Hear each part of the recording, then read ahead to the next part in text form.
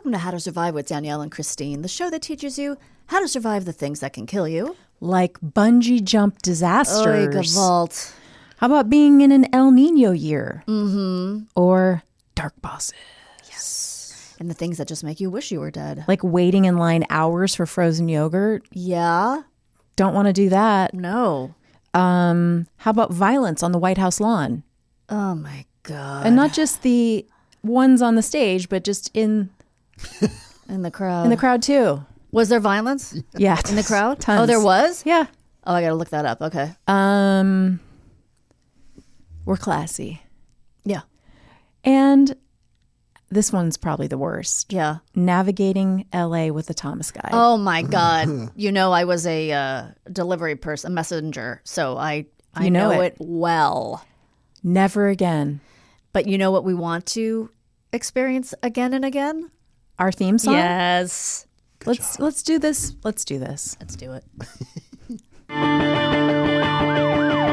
Ground is shaking under our feet. Mountains on fire, flooding in the street. Can't breathe the air, can't fight the feeling. Gobbling down Xanax ain't the way to be dealing. Gotta do better than just getting high. We gotta stick together if we're gonna survive. How to survive. How to survive. Hey. Hello. Here we are. Once again. Back at you, coming on strong. Yep. Strong and sweaty like Aaron. God, Aaron's all it's strong and ridiculous, sweaty. to be honest. Does the audience know that you walk here most days? And that I don't do they? I'm sure they must. in Los Angeles, it's That's all over the getting message hot. boards. They're taking up a collection so you can get a scooter. Yeah. So he comes in. He does his Mr. Rogers, where he he changes his shirt, Puts on a brown cardigan. puts on a brown cardigan. But that must be why you're hot, Aaron. Yes. You don't put on a cardigan in it's 80-degree wool. weather. Yeah. Looks itchy. It's a little scratchy. Yeah. It's a little scratchy, but you know what? I just got to look good for you guys. I like the That's what loafers. it's about. Thank you. Yeah, they're comfortable. A little slippery. Yeah. I did like when he changed his shoes. I There was something know. so comforting about that show. What I'm so thankful for is that nothing awful ever came out about him. Yes, ditto. Also, not only did nothing awful come out about him, but only amazing, wonderful, insanely nice stories come out about him. Yeah. Like, he was just the best. Yeah. That's what we need. More people like that. Oh my God, groundbreaking episodes. Yeah. Washing his feet with the black mailman, apparently a big, huge fucking deal. Really? I didn't know about Yes. that. Well, I don't like him now. Oh God, did you see that story? No, what? Something terrible? So terrible. Oh, no. Bungee jump. Oh, I heard a woman in Brazil, like she died Yes. bungee jumping. They didn't have God, the yeah. safety harness on her. I don't think they had anything on her. So she just jumped to her death. No, they threw her. They threw her. They threw her to her death. Oh my Yes. God, that's horrible. This is why I'll never fucking bungee jump. I'm first of all, I can't get the image. I didn't watch it, but I accidentally saw the part where they're holding her. Mm-hmm. It's like, how did every single person miss it? Because they're all high. That's what I think. I think anybody who's bungee jump, like professional bungee jumpers, I feel like they're all potheads. Don't you think? I don't know if they were Come for me, professional. guys. I don't. But if you're there professional, they would have. How did they all miss it? It's just, I can't get the whole fucking story out of my head. It's just so awful. It's like those people have to live with this for the rest of their lives. That's what I always go Yeah. to. Like, now they have to live with this for the rest of their lives. Adjacent, what about the plane full of skydivers that crashed? Oh, and yeah, everybody what? inside of it was killed. Is that the one in Utah? Missouri? I don't know. Wait, I don't know if I heard this. Like 12 people. This sounds like a. Oh, yeah. Wait, are you kidding me? I'm not. And their families were like on the ground watching. And Get the it fuck was out only of town. like it was only like 300 yards in the air. Like it was not high. It was just like above the treetops, I think, like 300 yards. Is that No. number insane? I mean, I've never had heard just- yards measured in. It was just barely it had just barely taken off. How did it crash? It just fell from the sky. Like it just sort of took a turn and then went into the trees and exploded. And everyone died. So I wonder. So something weird happened. Yeah, they didn't like How to Survive. They did not. That's the thing. I mean, this is Terrible. like a setup to a bad joke. Like they all have parachutes on and no one survived. No, 'Cause yeah, they weren't high enough. Yeah, they were just. It just was like they just took off. You know, it's like they say that's like the most dangerous time is takeoff and landing. So right? it was just like a recreational. I'm sorry, I'm making such light of. I'm not. It's no. terrible. It's not. I'm not. It's not a joke. It's awful. It's like a recreational thing. Yes, Karen, save us. God, what happened? No, you're right. It doesn't really say what happened. It had just taken off and made a left turn before the crash. In my opinion, I think it was losing power and he was just trying to make it over to the highway and land, and he stalled and went down nose first and caught fire. Was I correct that it was 300 yards, or did I just pull that number out of like my butt? It doesn't seem to say how high it was, but it was just after Wow. takeoff. God. Yeah. Let's not skydive and let's not bungee jump, Life guy. could be so much worse. You could take different risks. Don't do those things, guys. Anyway, you can jump on some pillows if you get the you know what? urge. Here, if you want to bungee jump, here's what I'm going to tell you to do. Take all the cushions off your couches and chairs. Yeah. Stack them up in your living room. There's no amount of money you could pay me to bungee jump. Same. No amount. Even if I knew I was 100% safe, there's no way in hell. Too scary. Yeah. I don't see it being fun at all. I only see it being terrifying. I've had too many things happen in my brain already. That's true. That's the other thing is like you're jostled. Yeah. Like skydiving, you could see like, okay, it's probably terrifying and then it's glorious. Right. Bungee jumping, No. terrifying, horrifying. Yeah, and In it's that too much order. jerking my neck around. Like I've had too many things Yes. happen to me already. Like there's certain rides at the amusement park that I go, no. I've aged out of this. Yes, for sure. It's like my neck is too fragile. I can't handle Same. this for my brain. I think it's okay for me to say hard pass. No, thank you. All right, what if they told you Okay, I'm ready. the bungee jump will fix all of your pains? Wow. It's going to realign you. And I would feel good. Yes. Who are they though telling me this? This There's is the guy running the The carny. It's the carny Hey. running the thing. Hey. It's a group of scientists. a group of and they have lab coats. If that changes anything. They have white lab coats. I don't know. I think I'm too scared.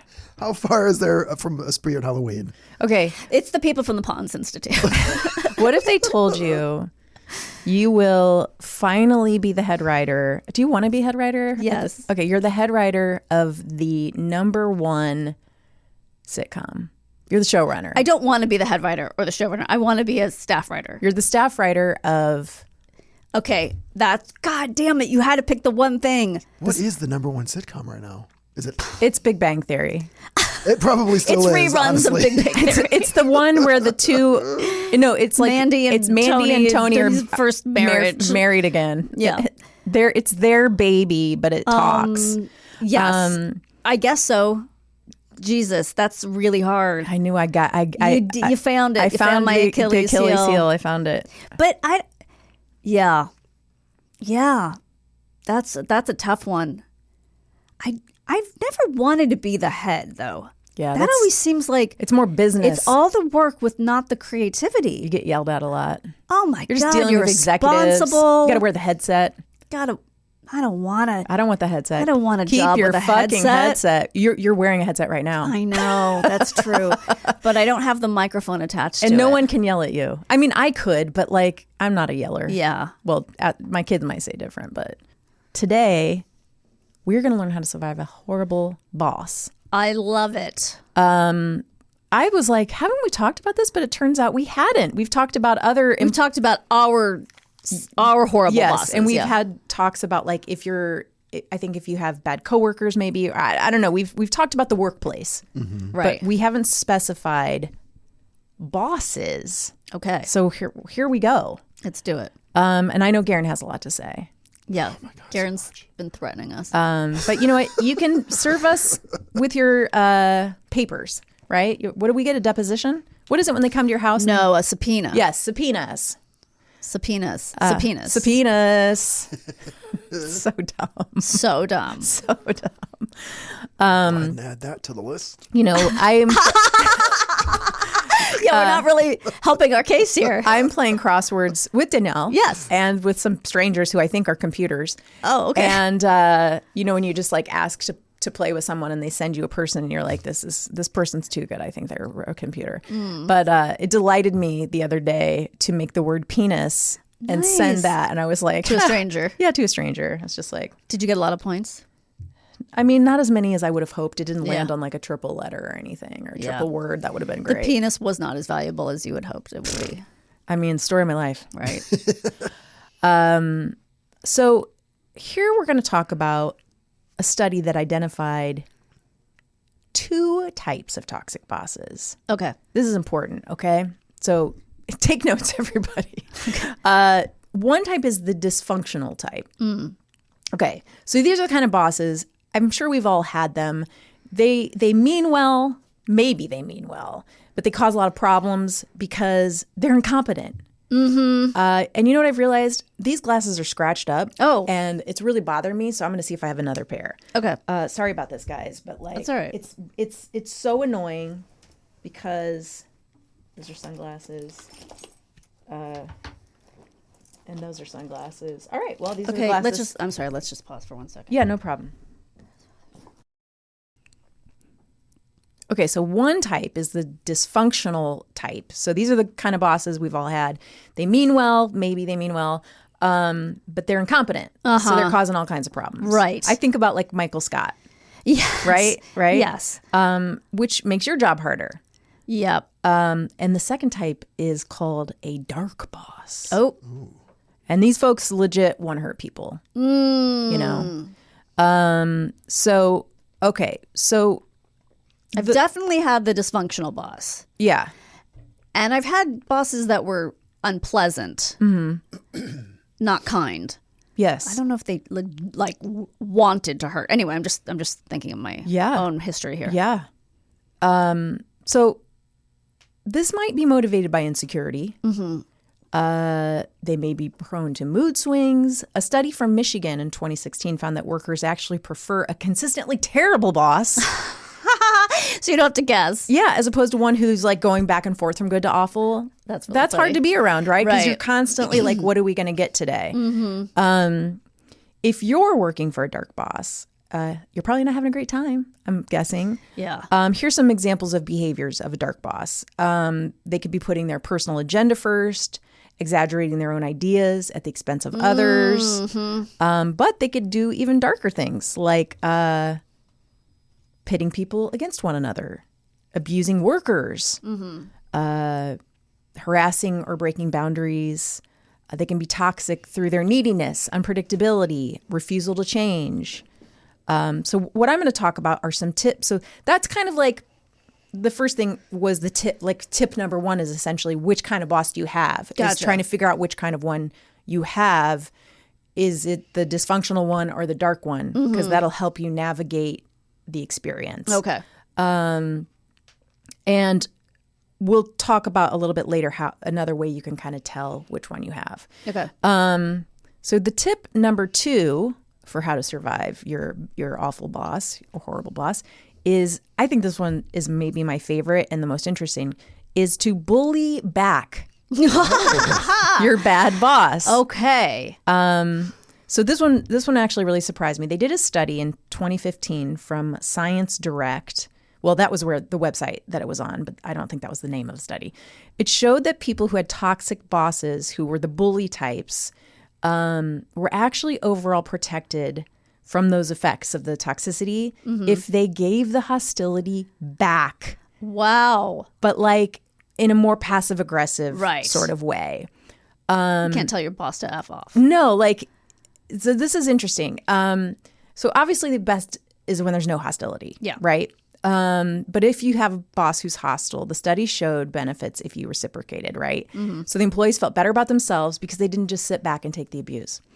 So the hostile bosses are that they used in the study specifically are included bosses who yelled, ridiculed their employees, and intimidated their workers. Employees who returned the hostility did it by ignoring their bosses, acting like they didn't know what their boss was talking about. Just I don't know. gaslight them. Yeah. Yeah. Exactly. Or just giving. We make copies here. Yeah. I don't know what you're talking about. Yeah. Light bulbs. Coffee? What? What? I don't get it. Or just giving a half-hearted effort. Like just phone it in. Right. You know, like, all right, you're going to treat me like shit. Well, I'm not going to make my quota. Fuck you. You know, Right. like kind of being like, you're going to treat me like shit. Guess what? I'm putting in 4 of my 8 hours today. Yeah. I mean, But that happens naturally almost, that if you're getting browbeaten and treated like shit every day, you're just naturally going to stop. But not everybody. That is true. not And everybody, also, yeah. they're saying make a conscious effort to do this. Yeah, they're like, so that's what they mean by returning Yeah. the hostility in a passive aggressive manner. Yeah. They don't, so what they're saying, okay, so the research is kind of proving this idea of like give them a taste of their own medicine, right? As opposed to like be the better person. Like if you're a kid being bullied, like some people will say like, you know, if you want to get a bully to stop, you got to face them and poke them back. Yeah. You know? Okay, scientists from Baylor University, they surveyed nearly 500 people over 2 different studies and asked them how their boss is treating them, how they responded, and how they felt about life at work. So one of the studies was devoted to whether retaliation actually harmed their career prospects. Ones who were happiest were the ones without terrible bosses, yeah, obviously. But those with crappy bosses were divided into 2 camps. Okay. Okay, those who attempted to fight back and those who sat and took it. Those who fought back did it passively aggressively, like we said. And interestingly, those people were much less likely to feel psychological distress That makes sense. or experience dissatisfaction with their jobs. And they were, this is wild, they were also more likely to progress up the career ladder. Is that because there's someone over their boss? Well, here, Or the boss, I'm sorry, you're probably going to say this. no. I want to hear what you I have was to just say. going to say the boss, despite themselves, is impressed with them Well, here's the for thing. their ability to. They don't have the answers to that. Okay. Like, but there's the supposition, perhaps, is that maybe things got better because the bully boss respected this behavior more. Yeah. You know, this idea of like one of the things about kind of standing up to your bully is that they go, oh, you're actually on equal playing ground with me now. Yeah, Right. yeah, You're yeah. like, if can't. if the bully's kind of pushing at you and you go, hey, F you, they go, whoa, oh, we're equals. Right. Or they sort of admire that in the workforce, right? If the boss is kind of like, you know, yelling at you and you kind of give it back a little bit, they admire it. Yeah. It doesn't mean it stops. I mean, you know, I've told that story about the horrible dysfunctional boss I had that screamed at me all the time and Yes. screamed at everyone. And when I went in and was like, I'm going to leave for the rest of the week because Right. it's not okay the way you're talking to me. Yeah. And like, he was like, oh my God, I'm so sorry. And was like basically in tears. And I can't believe that I ever did this. And, you know, was so like, I respect you so much. But then it was good, right? Right. Like worshipful almost to me. Right. For a while. And then it faded. But then it came back because Yeah. this person was so dysfunctional and broken. He couldn't respect boundaries, you know, Right. like he was not going to change. But either way, and the other theory they have is that perhaps these people go up the career ladder. That the people who sort of stand up to their Yeah. bullies have better career prospects because they're more capable and more confident. Do you know what I Yes, mean? Like, absolutely. if you're not willing to Right. be bullied, you might just be more confident, and so you're going to have better careers. It kind of is Yeah. the whole package of like, Yeah. you're not going to stay in a job where somebody's treating you like shit, and you're going to be more likely to go, I'm going to put my resume out to 10 other Right. places. So you're going to just do better. Yeah. Does that make sense? Yeah, absolutely. Either way, if you're currently dealing with a bully boss, consider bullying back. Yeah. That's the advice, right, of how to survive a bad boss is like, don't take it. It doesn't mean you have to like murder them. Don't murder. Don't do murder. We would say on this show our stance is anti-murder. I mean, I think now it is. I mean, because we've learned a lot Over the years, It could have- it's evolved. It Our has. stance has evolved. I would say in the beginning I was kind of pro. Yeah, I was on the fence. Then I was pro. Yeah. Now I'm against it. I would say like in self-defense, go for it. Yeah. I mean, if you have to because somebody's trying to kill you, Well, sure, of course. then you do it. Yeah. You know, if you got to save your own life, but like, don't kill your bad boss. Just, you know, give him some Yeah. shit. All right, so here's the third tip. Are you ready for a third tip? Thank your horrible boss more. I know, Garen, but you got to do it. Garen. We're ready for all the accolades. We like, what kind of flowers do you like? So he knows. Peonies. Peonies. She likes peonies. My favorites. And they are available at Trader Joe's now, but probably for another week. And then they're gone. You can give me anything but an orchid. Oh, God. Yeah. Here's a job. Enjoy it. Yeah, that fucking orchid is ruining. I got to just throw it away. I can't look at it anymore. You can give it to me if you want. I don't really want it, though. Okay. Honestly. I can't do that to you. No, don't do it to me. It's just a headache. I've been given another orchid that now I have to try to keep alive. Jesus. Okay, this is a tip for dysfunctional bosses only, so not the dark bosses. So their problems and aggression come from an inherent sense of insecurity. Okay, so in 2012, the University of Southern California, USC, found that a good strategy for workers who are intensely frustrated by their toxically insecure boss's nastiness. Yeah. Say thank you to them, okay? It may seem gross to do that. Yeah. But they did a series of experiments and found that the power abuse, and this stems from a lack of confidence, disintegrates when people beneath them express gratitude. I mean, this feels like Trump. Yeah. Right? Yeah. Give him praise and he loves you, right? Yeah. Although he does seem like a dark boss and not an insecure boss. Okay, so the scientists explained it in this way that when people have power, they and they don't feel competent, they might lash out, right? Yes. With aggression towards others. So they explained it in this way. Is it assuage? Assuage. Okay, that's a hard one for me. This effect, we found that affirming the ego of the power holder ameliorated the aggression. Yeah. In other words, a reassured boss, even when doing a terrible job, will have fewer tantrums, which makes sense. And then you can just go about your work. You know, when they're coming in, you're just be like, oh, you're doing a great job. You're the best boss I've ever had. And then they're nicer and you can go about your day. Now, I thought this was interesting and kind of goes back to figuring out if you have the dark boss or the insecure boss. If you want to figure out whether insecurity is the root of your boss's behavior, the Harvard Business Review wants you to consider these questions. Are they extremely competitive with people below them? Do they doubt and waver a lot and express worry and aggression if somebody seems to try to take the lead from them? Do they get paranoid about other talent? Do they lash out if they suspect they're being undermined? Ding, ding, ding, we have a winner. So they're saying those are the those would let you know you have a The insecure the one. insecure sort of type and maybe not the dark type. Right. So this person would really do well with a lot more thank yous. All right. So tip number 4, which I think is pretty silly, figure out a way to have your boss get exercise. You know what? We should do a bar graph. Yes. Of like every episode we do, there's some tip. Get exercise. Get exercise. Well, yeah. That's going to alleviate your drug problem. It's going to make your boss. Can you imagine the wrath you would incur if you told anyone, especially your boss, you need more exercise? You need to get some steps in. We got a gym down in the lobby. I know. It's for we can all use it. Mad. Why don't you go down the gym?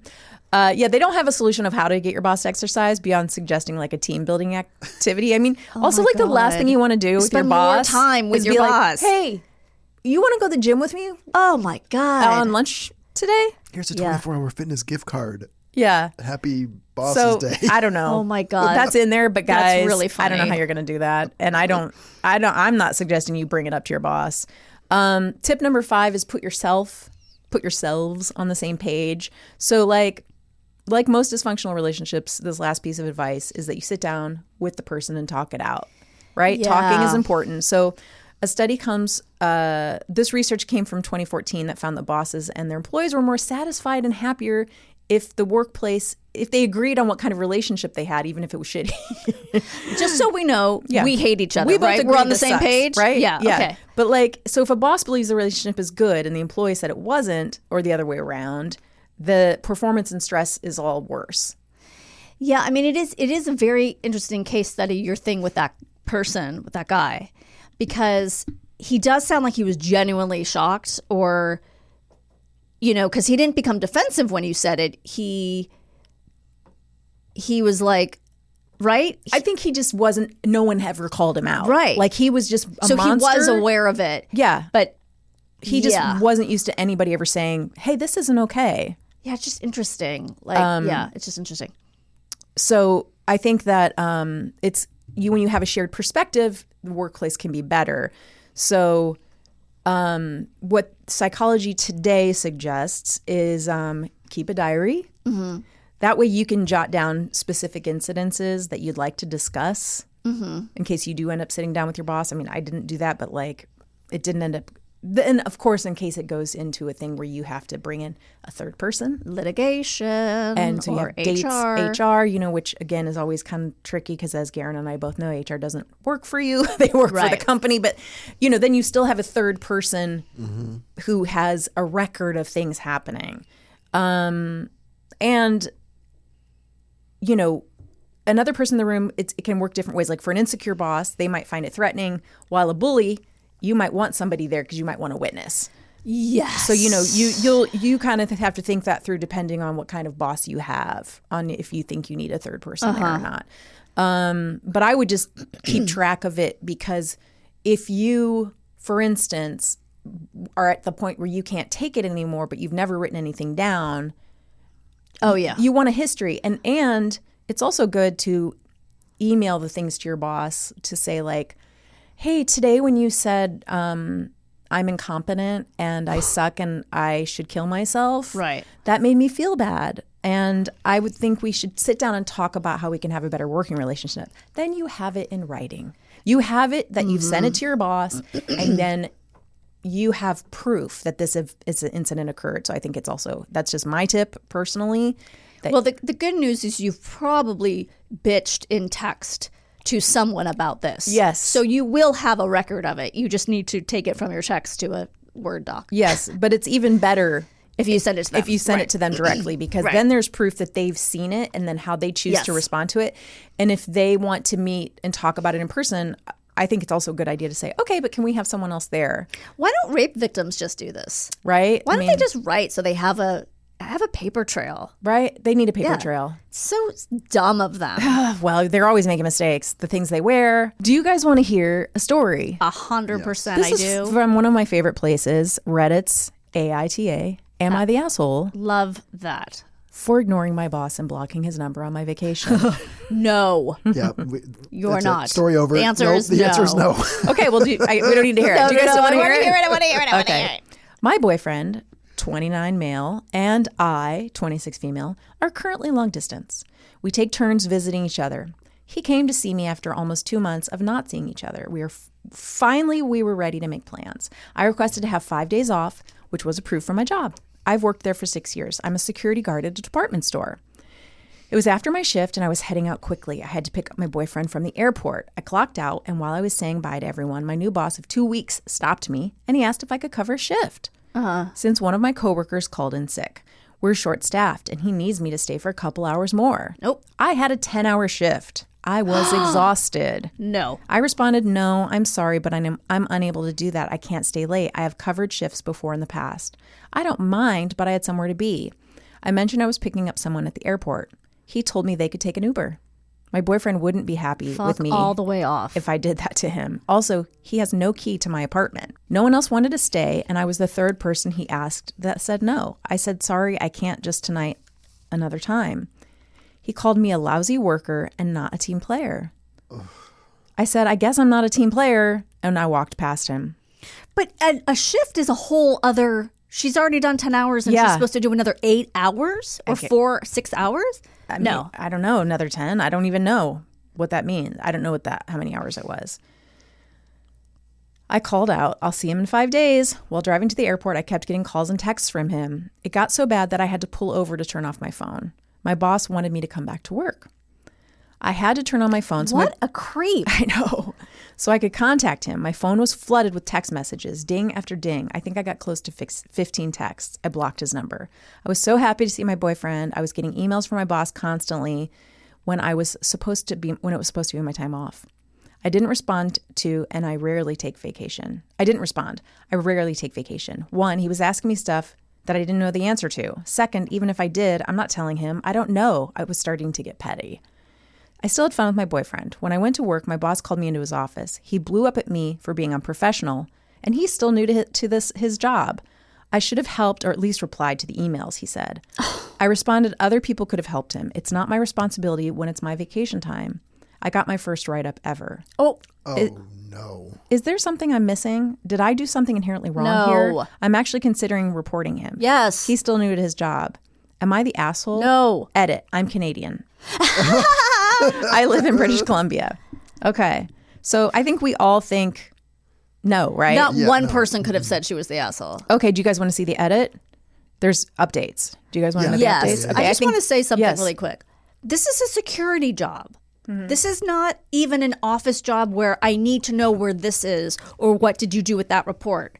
I can't imagine, unless I'm crazy, I can't imagine anything that she could even answer for him. And also, no, you're on vacation. Yeah. I feel like this has become a problem, especially in the world of like smartphones, where it's like, everyone has to be available at all times. And if I text you, why aren't you texting me back? Or if I've emailed you, did you not get my email? It's like, I'm not available to anyone 24/7. Like, that's why you set up the out of office email replies. Yeah. But it's also just like this idea that like you're constantly available. Nope. And you should be. And if you're not, that's a problem. Okay. I'm a security guard. Edit. I'm a security guard at a department store. I like my job. HR is setting a meeting for tomorrow with me and my boss. My boss tried asking me out in his first week of working, but I turned him down nicely. Wait a second. She buried the lead. I think she just didn't think that was part of the story. I think it is. Okay. Edit. Thank you for everyone's support. When I posted this, I thought I was being a little dramatic. I'm glad I'm not the crazy one. I decided that I'm going to look for a new job. I still want to do security work, but I'm just going to move on. Aww. Don't worry. I'm still going to complain about my boss and report him. Final update. My boss was fired. Yes! Yay! That's so unprofessional. And that is the definition of what you said, I think, of the insecure, because he was so new that he didn't have a tether on it. Yes, but he was trying to make her feel bad. Yeah. Instead of like taking ownership of the fact that he didn't know what he was doing, he was trying to put it on her. What a prick. I mean, that is classic. That is classic. That's happened, I think. I feel like I've been, not that specific situation, but the like, I don't know what I'm doing, but I'm going to try to make you feel like it's your fault and put the shit on you. And it's, guys, if you were in that situation, I hope you will make it better. Don't take it. All right. Well, should we take a break? Let's take a break. We'll be back right after this. Can't wait.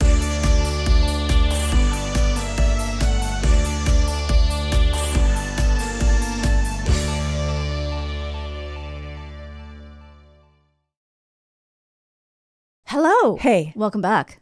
Yeah, welcome to you. Thanks. So threatening. Is that what you say to your boss? Welcome to you. Hey. When you're giving it back to them? Yeah, I mean, I'm a little more hostile. On the first half of the show, we talked about how to survive horrible bosses. And we're going to talk about how to survive horrible bosses with our guest, Lee Farber. Hi, Lee. What a sigh. Yeah. Lee is a writer and a director. Yeah. And you probably, you would know his work from the Soup, which is... The Dish? You know what I should say? I should do that. What is it? That micro-feminism thing? What is it called? Oh, the brother show of I was going to call the brother show of The Dish. The Soup. The Soup. Because we always have to say... The sister show. Yes, sister show. That's our micro-feminism. Micro-feminism, yeah. But that was a time... That was clip show heaven. Apocalypse. Yes. Yeah. I mean, we all worked. Yes. You were my boss before that on a we met when I was your boss. On a pilot. On a pilot. Oh, I didn't know that. And I wasn't your boss, Danielle. No. But I created a show that you worked on that I then left. The Stash. That's right. Oh, I don't know about that if I show. knew you created that. The Stash was one of the Playboy shows I wrote on. Fun. That was a clip show of porn. Yeah. And it was so fun. It was, but it wasn't like gratuitous, like, oh, look at the tits on her. It was like, it was making fun of all the things that guys usually fast forward Yeah, through. like the production value the of the horrible production value, Yeah, yeah. ridiculous scenarios and stuff like Oh my that. God, that would And- be fun to watch. Yeah. I mean, It was like, really fun. there, like, because we would find moments with like a guy is yelling at his girlfriend for spending too much money at the supermarket, and he's like, "Look at this receipt," and he takes out an 8.5 by 11 piece of paper, blank, that's folded in quarters. That's the receipt. Look how much money you spent. Like, it's not a long, skinny register receipt. And it's like, really? You couldn't just grab a... It's so funny. It's just little things like that. So it was it was meant to silly. be... Yeah. Why did you leave? Oh, I did 2 seasons because I was doing the soup at the same time. Oh, damn. And Playboy is not a big No, it was not. moneymaker. No, it wasn't. But what about your horrible bosses? Okay. Well, so I should start by saying I am very lucky that I never had a horrible boss as a writer Okay. or a director. Oh, I have dealt with horrible celebrities that technically aren't your boss, but you have to kowtow and yes. bob and weave. Are you and- allowed to and name whatever. names? I probably shouldn't, but there were Just some say people. what it rhymes with. Right? Is it Bull Majale? No, Joel is wonderful. Like, I will openly say that I was just Joel being is. silly. I know, but that. No, who can I? Well, like, I can say one because it's not unexpected, and that was Shatner. Oh, yeah. But that was like fun. It wasn't. He was wonderful, but I got the full Shatner. What did you? I write on? directed a Shark Week special with him and Josh Gates called Shark Trek. I think I remember you telling me about this. I told you because I texted Yes, you. you did. I texted you from dinner in the Right. Bahamas Right. saying, "Look who I'm having dinner with." Yeah, that's crazy. Because I love your dad, Mm-hmm. and your dad is one of the most famous alumni from my high school, Fieldston. from Fieldston. But even though your dad is an entire generation older than me, there were some people that overlapped. Like when I first met your dad, I was like, "Yeah, my track coach was Smitty," because I think your dad was on the track team. was. Yeah, and he was like, "Smitty was my track coach." Yeah, how is that How possible? is that possible? I don't Wow. understand. But yeah, so your dad and I shared a track coach. Oh, that's amazing. Wild. Yeah. Smitty has some anti-aging Yes. secrets that we need to get hold of. So I sent you a picture. Yes, I do remember Dinner with this Shatner, now. and I remember what you wrote back. You just wrote back, "Ew."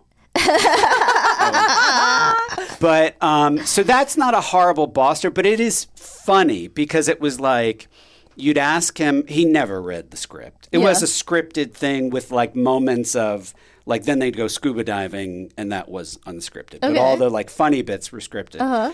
And so he never read the script, and I would say, "Okay, so Bill, call him Bill." Sure.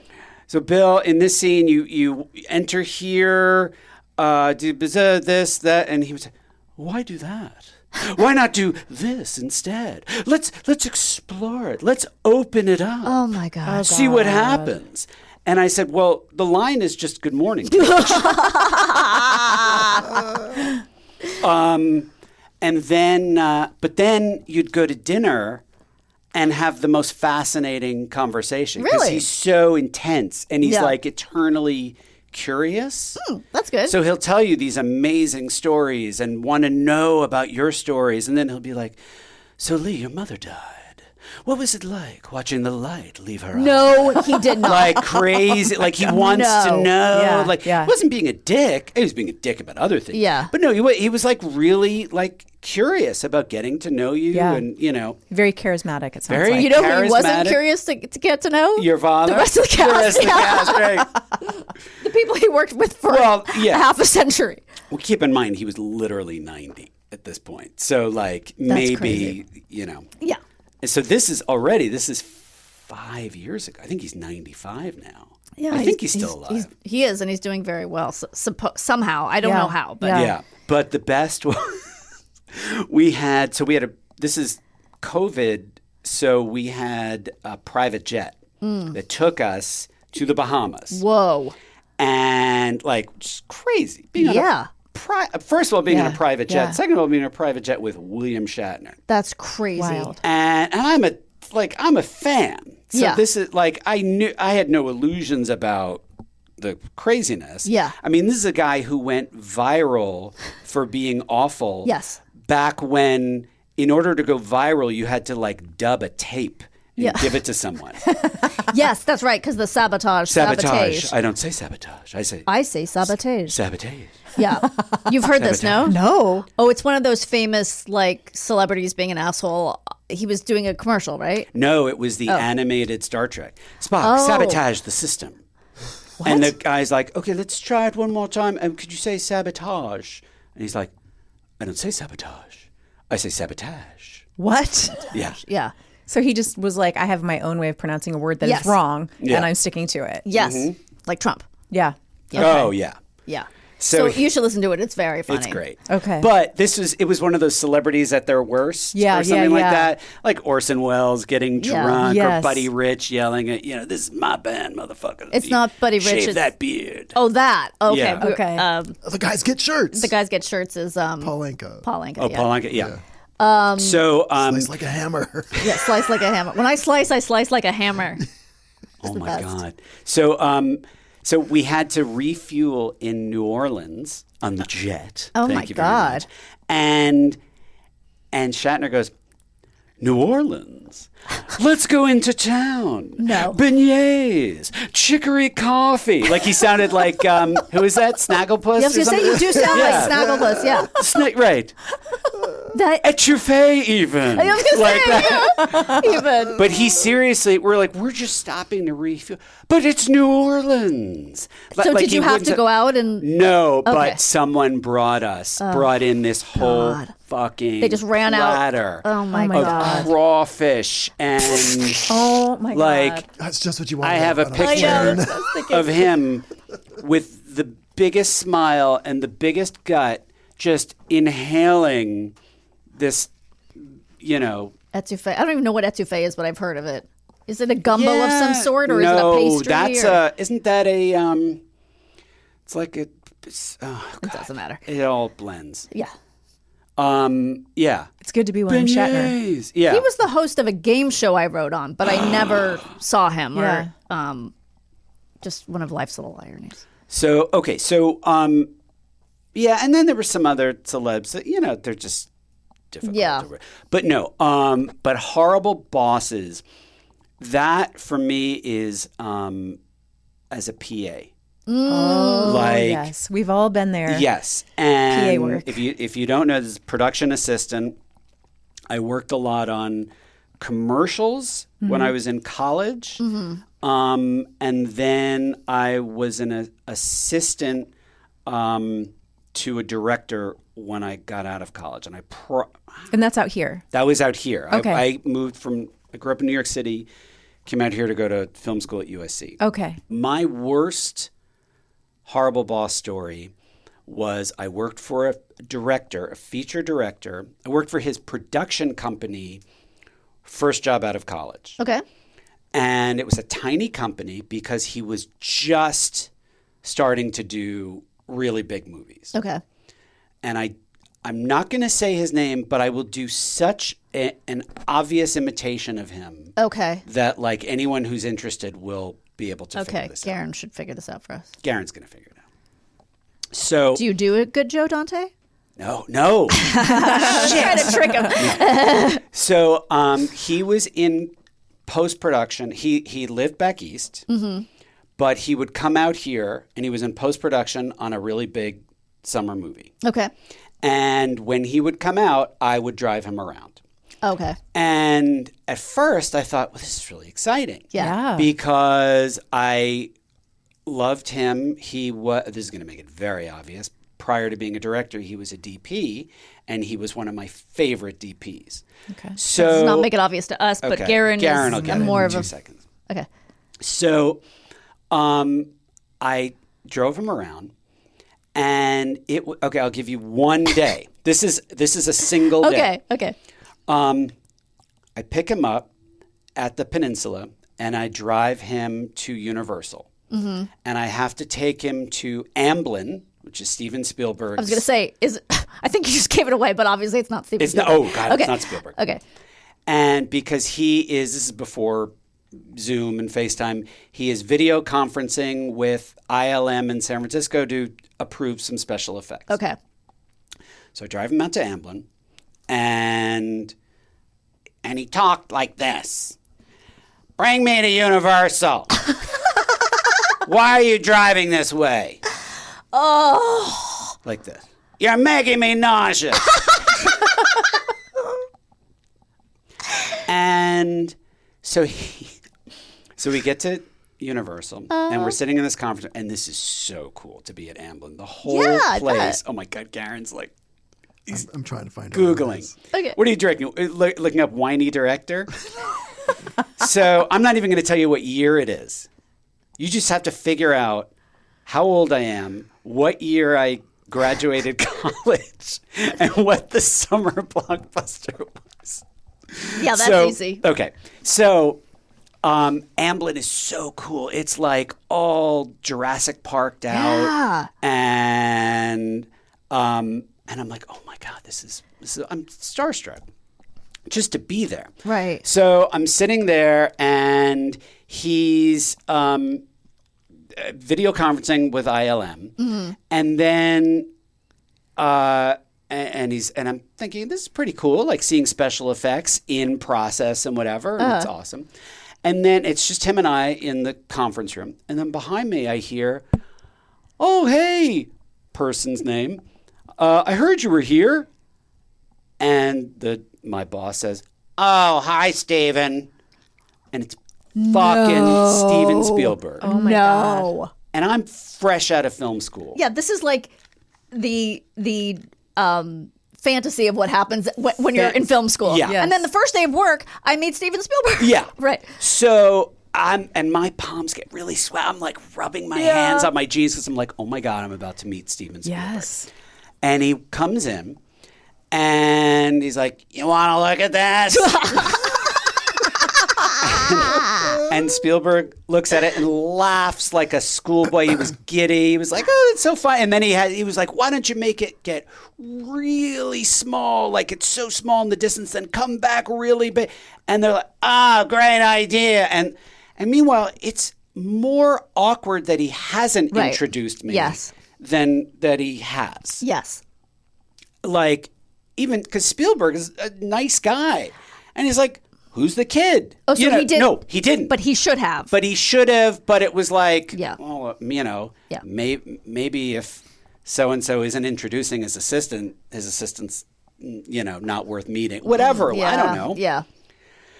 So finally he leaves. And I'm like, oh, so much for that. So then we leave. And he says, "Take me to John Peters' house." No. Oh my God. The John Peters? The John Peters. Okay, explain for our younger people who John. I will in a sec. Okay. And then he goes, "Oh, Karen, this is fun for Karen."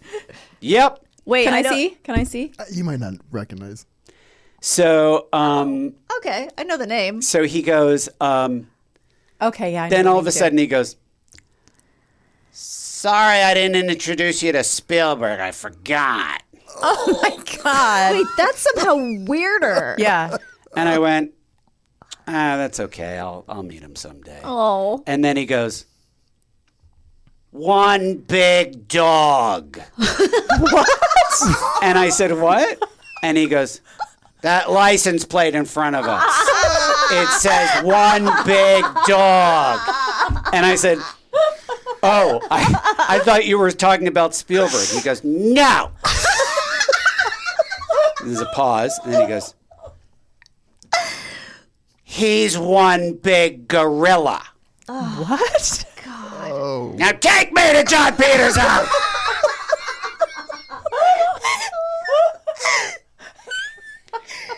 Is he angry or is this just his disposition? Whiny. I can say this, Jewy. Right. And so he so we drive to John Peters' house in Beverly Hills. Okay, so John Peters is one of the most famous, prolific movie producers of the 80s and 90s.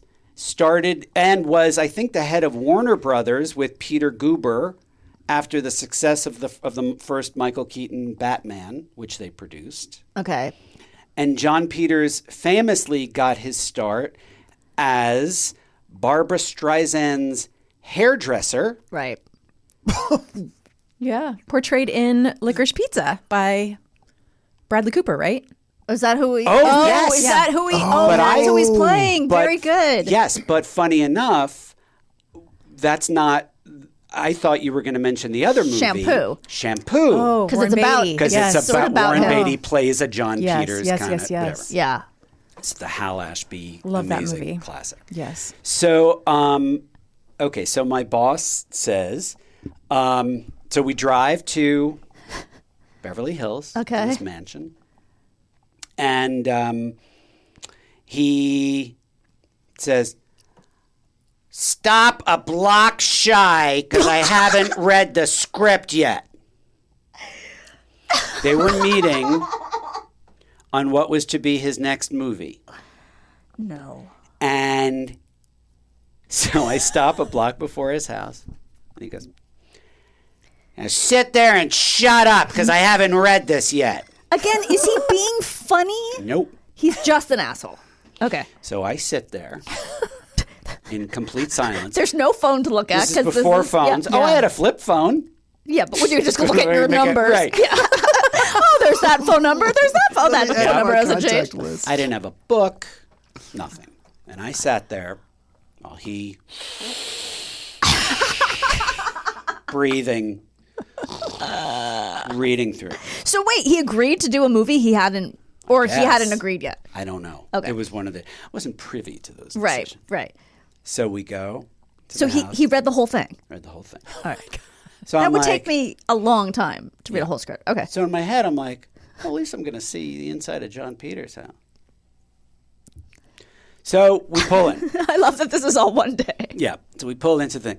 Oh, this day is not over. Okay. This is, I think this is 10:30 a.m. You've already not met Steven Spielberg. Okay. Yeah. So we pull. So we pull in, and by the way, let me know how long this podcast is because I could Go okay, on. go. It's you're You're good. fine. We pull yeah. in, and he's like, "Now stay here and shut. You sit here and keep it running. I don't know how long this is going to be. Keep the car. Keep the car running because we have to Like make you're a a getaway." God. So I sit there, and, and an hour goes by. I have to pee so fucking bad. Can I tell you, when you said, I'm going to sit here and read the script, that's the first thing I thought of. Like, what are you supposed to do if you have to Yeah. go to the bathroom? Okay. So finally, I can't handle it anymore. So I sneak in. I go into like what looks like a back door, like a mud room, whatever, Of his house? of his house. And I go and there's a cleaning lady or someone who's like, and I said, "I'm so sorry, I have to go to the bathroom." She goes, "Oh yes, come with me, please." And she's so nice, and she starts leading me over by the No. living room You're where like, they're all no, meeting. no. And I was like, no, I can't. She's like, "Oh, okay. And she takes me to like because she probably thinks I'm fancy like everyone Yes, else. Like, yes. "Oh, you deserve to use the guest bathroom." Right, And she I was doesn't know you're a "No, peon." give me Yeah. the shitty, Yeah, just give me a bucket. fucking like it's next to the washing machine, whatever. Yeah. So I don't think they saw me. I pee. I go back. Okay. He finally comes out and he goes, "It's now." So this was probably 2.5 hours. So now it's about. So I guess it's like 1 o'clock. Okay. Get in the car and he goes, "Take me to Danny Elfman's house." By the way, if I'm dropping name, I'm only. I don't know if I'm dropping the names or if they're just part of the strip. But so we You're leaving drive. a pretty good breadcrumb trail. Yeah. This is amazing. Oh. So Danny right. Elfman, at the time, maybe still lived in Topanga Canyon. And so if you're not familiar with LA, we were in Beverly Hills and we're right off Sunset Boulevard. Okay.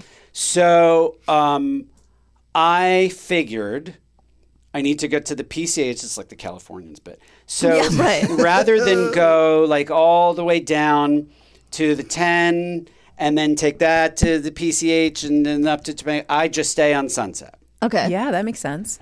Take Sunset all the way to the water. Beautiful drive, too. Beautiful drive, and that'll leave you right to the... So we're driving the windy Sunset, and it's quiet, and all of a sudden he goes, "Never go this way again!" This is like driving with my dad.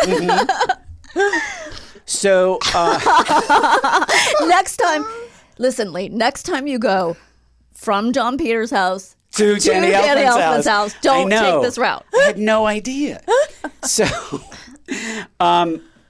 So he calls Danny Elfman. He says, "All right, we'll be there in a half hour. Hey, what are you doing for lunch? Spaghetti? Oh, that sounds good. Okay, we'll have spaghetti together." Okay. And in my head, I'm thinking, look, this is pretty fucking great. I'm about to have spaghetti at Danny Elfman's house. I haven't learned anything from this day. I haven't learned the Steven Spielberg very thing. optimistic. I haven't learned from Right. John Peterson. So, and he says, Danny Elfman's making spaghetti. For I lunch. said, okay. And I literally said, sounds like a dead man's party. And he goes, what? Yeah, there's no way he's gonna get. By the way, I'm picturing 2026 Danny Elfman, bare-chested, Right. pale, covered in tats, draining the spaghetti into a colander. Right. That's the only Danny Elfman I know. Like, I don't Yeah. know what he looked like before. The same, but without not being ripped and not all yeah. the tattoos. Okay. And Bridget, what's her face is? Honda. Wait, what's her? Fonda. Fonda. Bridget Fonda is like in the background, grating the cheese. Right. Crushing the San Marzano tomato. Yes. Because he's very authentic. He makes his own sauce. Sure. So we get up there. It's 1 o'clock, 1:30, whatever it is. Yeah. All the way. And if you don't know, Topanga Canyon is really high up and windy. Very and windy. And it's like country remote. Yeah. Like people that live there do not want to be found. No, there's like They don't they're want to be hippies. seen. Yeah. Yeah. So it totally tracks that Danny Elfman Yeah. lives there. So we get to the house, and he Wait, goes, when you said, I'm sorry to interrupt you. When you said it's a dead man's party, and he said, "What?" Did you try to explain it, or you just shut up? Okay. Will you? I don't know what that means. Oh, it's a Boingo Boingo song. Oh, got It's it. a dead man's party. You know, from Yes. Oh, no, I was gonna say from Weird Science. Obviously, it's not the song from Weird Science. right. Weird But- Science is the song from Weird Science. Yeah. So, so we get there, and I'm about to, and this time I'm just getting out of the car. Where are you going? Oh no. I said, I thought I would go in with you. No, you stay here. And I literally said, but I'm hungry. Yeah. And he goes, there's not enough time for you to get food. We're too far from anything. Stay here and I'll bring you a piece of bread or something. And I'm just going to, I don't think I've said this yet. This is all 100%. I am not making any of this up. I believe you 100%. So I sit there, and I sit there, and I sit there, and he's in there till 4 o'clock. Oh. 4 o'clock. And he says, and so I'm sorry, I'm losing. I'm in my mind. I'm going back to that. I'm just like sitting there. You're because sitting there, yeah. There is nothing to look at. Right. There is nothing to do. You're delirious from hunger. Yep. You could have gone, you could have gone to get something to eat and come back. You and could have gone down to Easily. Malibu's right down Easily. the Right. hill. And by the way, I should mention $150 for the day. This is what I got. my Yeah, God. That Yep. was the standard, kind Right. of $150 a day, which I'm 22, Yeah. feels like a lot. Yeah.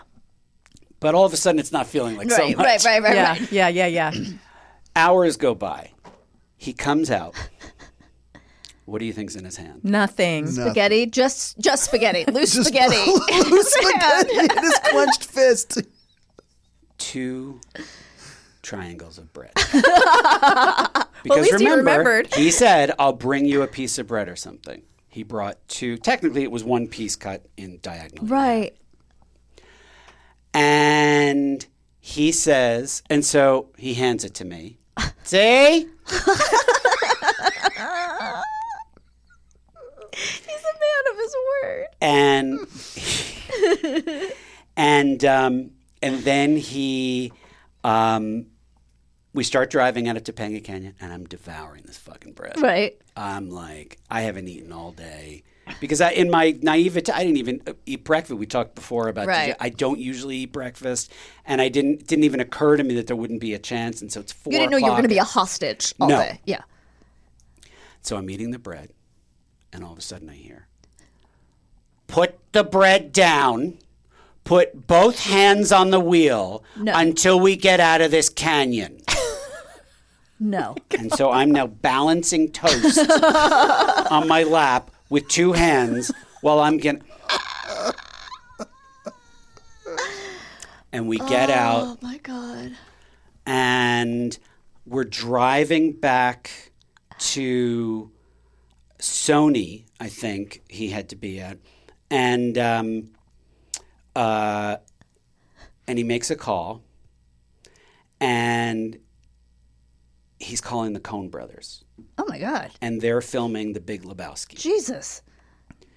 And he's like, Joel, can I come by and say hi, or is Ethan going to shit? Or something like that. I don't remember that. I don't remember exactly, but it was something like that. Okay. And in my head, I'm thinking, well, look, at least I'm going to meet the camera. Every time. Just this optimism. This is one day. Yeah. And then finally, forget it. I'm not coming. I guess Ethan was going to shit. Yeah. And so we drive back to Sony.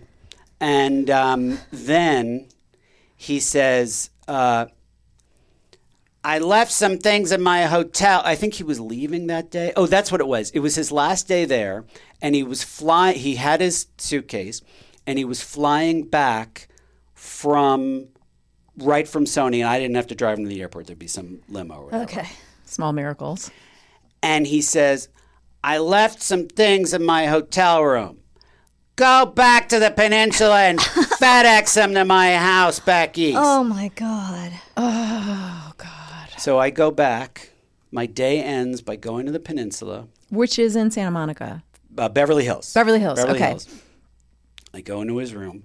Uh-huh. The things that he left there that he needed to FedEx back east, a half-filled jug of distilled water, and a jar of Tux medicated hemorrhoid pads. What? I swear to God, there was nothing else. I'm looking all through this. Because he didn't tell you what he left. No, I left a cup. So I call the producer of the movie he's working on. Yeah. He says he wants me to do this. Is all that's left. Yeah, well then, better FedEx him. Oh, God. And so I ended my day. Oh, my God. Taking a jug of distilled water and a jar of Tux hemorrhoid You mean pads like those big gallon jugs that you get? Gallon thing. It's like half filled. Yeah. And I FedEx them. But it just open and spill? Yep. Fine. I mean, that is such a quintessential story. The distilled water in the Tux is so indicative to me of how you end up doing so many senseless things for directors that are such a waste of time. And you're like, yep, this is what I'm doing. Yeah. And then on the other end is someone at his office in New York having to open this FedEx thing and going, Yep. What? Yeah. What? And then they had to, at the end of their day, drive it Yes, they had to drive it to where his he is. house Yeah. and give it to like somebody there Yeah. who already had to go to a local drugstore To pick up those things. to buy that stuff Yeah. that wasn't at his house. Like it's all just waste. The following summer, the movie opens. Yeah. It's the biggest fucking hit of the year. Okay. So there is no So it was all worth it. Like I thought it would be a bomb. Yeah. And nope. And and actually it was such a big hit that the company, the little 4-person company that I worked for of his, closed down. Oh. So that he could open a much bigger company. He partnered up with a former studio exec from Sony and opened a big production company that I was not a part of and whatever. There's a postscript to this. Okay. I ended up as the assistant to a producer at Disney the following year who was much nicer than this. Yay. And his office was right above the enormous company that this director had opened. Okay. This director went on Tom. Why am I blanking? The late night show? Late night show. Snyder? Snyder, yeah. thank you. Tom Snyder. Right, I remember Tom Snyder. Yeah. He went on and he said, and I, of course, I recorded it because I was, and he's talking about his career.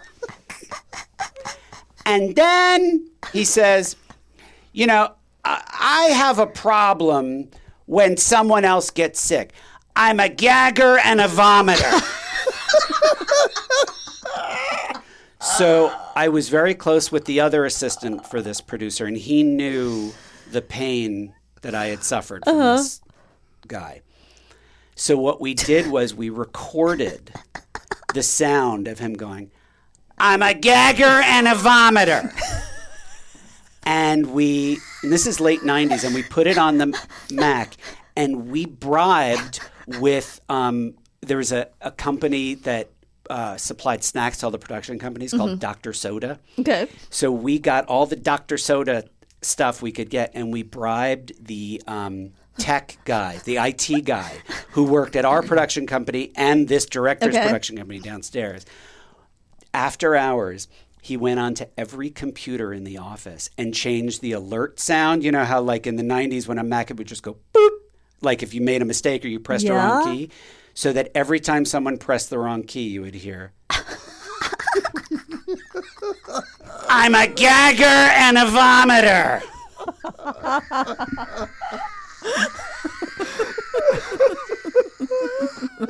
And that's the end of my story. Could you hear it from your offices? No, but we would walk by and it would just And you could hear it. soothe my soul. Oh my God.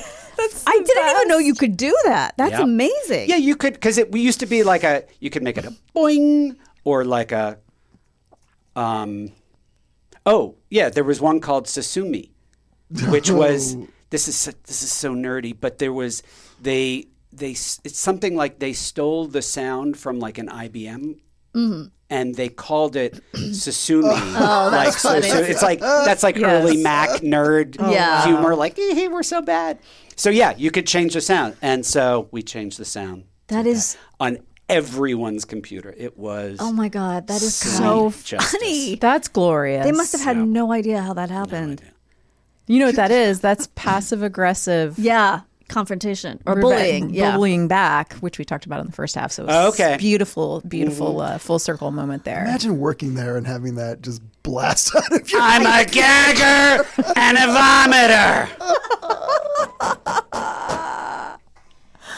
Oh my God. Lee, that was an amazing story. Thank you good. so much. Oh my God. It's my day. I can't believe that was one day. That is One day. fucking hysterical. Thank you so much for being here. That was Thank you. great. This was a joy. I hope you use that story as an indication to like for your kids who have grown up, with a lot of technology and phones about, how kids have a hard time being bored.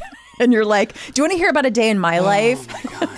Oh, actually, wait, I have a postscript. Okay. Which is this is a nice thing. Okay. My wife Carrie and I were walking at Century City with our firstborn. She was a toddler. Eloise was like a year old or something, pushing her in a stroller. And I ran into him. No. And his wife. And he doesn't live here, so this was random. Oh, Yeah. wow. And he said, hey, man. Really? Oh, and because but keep in mind, this is 20 years years later, 15 years Wait, later, he something spent like one that. day with you? No, I had other days with him. Oh, okay. That were this was my first big day with him. Okay, gotcha. Other days weren't as eventful. But I worked at his company so for a year. I So see, okay. it was whenever he would come out. Right. This was just the first day. Okay. And the worst day. But he was like, look at you're married. Look at your kid. Oh, that's great. All right, good seeing you, man. And he walks away. And I had to sit down. Yeah. It was like running into an old girlfriend. Yeah. Where he had Yes. like a horrible break. And my wife, Carrie, was like, oh my God, he seems so nice. And I was like, hold on, I gotta get a breath. Because it was like drama. Yeah. And she didn't get it. She Right. didn't so at least it has like a nice kind of like close parentheses It's kind so of thing funny. to it. But, It's so funny. and maybe he's still a gagger and a vomiter. I don't know. Oh my God. Maybe. We assume that didn't change. Okay. Well, thank you for being here. Thank you for having me. Such a good This is story. joy. So good. And we will be right back with What Did We Learn Today?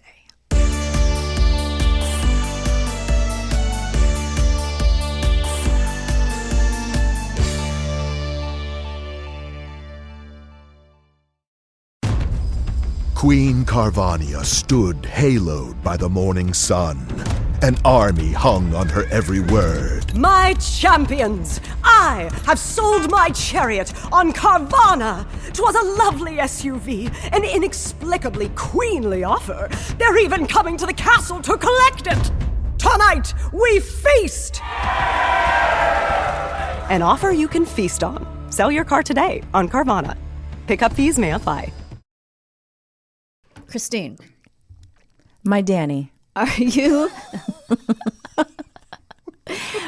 ready to learn what we learned today? Yeah. A 21-year-old woman, Maria Eduarda Rodriguez de Freitas, died in Sao Paulo, Brazil, after rope jumping instructors. Oh, it was the instructors. For some reason, I thought it was her friends, which obviously wouldn't make sense. Hurled her from a 130-foot bridge without attaching her to the safety cord. These jumping instructors were arrested and charged with homicide with eventual intent for engaging in dangerously negligent operations. But when they say the safety cord, that's just the cord, right? It's just Attached. the thing. Yeah. I mean, it's like It's the bungee of bungee jumping. The whole thing they did wrong. The entire thing. Jesus. Kind of have Poor one woman. job, and Yeah. they Yeah. didn't do it. Insane. 4 people didn't do it. I don't understand it. Yeah. Bullying is never acceptable behavior unless you have an asshole boss. Give them hell. They're probably too dumb to understand what you're doing anyway. Or just thank them and watch them wither away in confusion. Document everything: diary, email, something to keep a timeline and a record of the behaviors your awful boss is engaging in. William Shatner just turned 95 this past March. Wow. Etouffee is a classic Cajun and Creole dish from Louisiana, meaning smothered. Where shellfish, I'm feeling a little etouffee at the moment. Yeah. Yeah. Where shellfish like shrimp or crawfish are cooked slowly in a rich spiced gravy and served over rice. Key ingredients include the holy trinity of onion, celery, and bell pepper, a roux for thickening, and Creole seasoning, creating a flavorful stew-like consistency. That's probably really yummy for somebody who would like that. You know what's funny? I don't know that much about Cajun food, but I feel like it's all just variations on the same thing. Because this sounds like the other 3 things I've heard about Cajun food. You know what I mean? Like gumbo. Gumbo and- and- Yeah. it's like how Mexican food is just the same 7 things in different arrangements. I don't love Cajun, but I think for people who love it, perfect. Yummy for them. I don't think this would be for me. We learned so much today. So much. We are so lucky. Yes. We get to learn every week and know. get funny stories from funny people. We are. No one's luckier than us. No, They think true. they might be, but they're they're not. They're wrong. Make sure they know. I'm telling them, not our listeners, they're also lucky. Yeah. But tell your friends Yes. they're not lucky and they should be listening to our show because then they would be lucky. Right. I think that's the best thing to do. I agree. What else should we do? I think we should just sign off. Okay, well, until next time, Remain calm.